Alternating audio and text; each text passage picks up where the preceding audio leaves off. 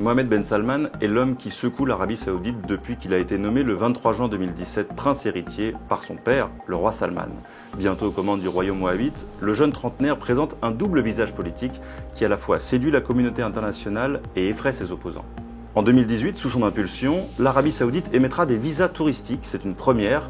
En juin 2018, la loi octroyant aux femmes le droit de conduire devrait prendre effet, une petite révolution dans le royaume ultra-conservateur.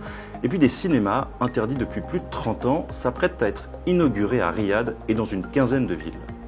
Un visage ouvert et progressiste donc, incarné par une nouvelle génération saoudienne, pas si simple. En novembre dernier, MBS, comme la presse le surnomme, orchestre une gigantesque purge dans les couloirs du royaume. Des ministres, des princes, les grandes fortunes du pays sont arrêtés au nom d'une large lutte anticorruption. Autant d'opposants potentiels à qui Mohammed Ben Salman montre les muscles. Depuis sa nomination en tant que prince héritier, au terme d'une révolution de palais qui a d'ailleurs laissé des traces, MBS écarte de son chemin tout ce qui peut freiner ses ambitions pour le pays. Alors quel visage retenir, celui de l'ouverture ou celui de la répression? Quelques éléments de réponse avec Georges Malbruno, grand reporter au Figaro. En fait, il faut retenir ces deux visages et qui ont en commun les risques que prend le jeune prince héritier Mohammed bin Salman. Il a révolutionné la gouvernance de l'Arabie Saoudite en écartant du pouvoir d'autres princes qui pouvaient le gêner. C'était quelque chose qui est inédit. Avant, il y avait une espèce de consensus familial. Aujourd'hui, tous les pouvoirs sont entre ses mains.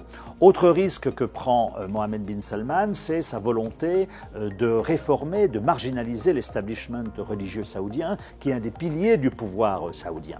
À tous ces risques intérieurs s'ajoutent aussi, je dirais, des risques que le prince héritier a pris sur la scène extérieure.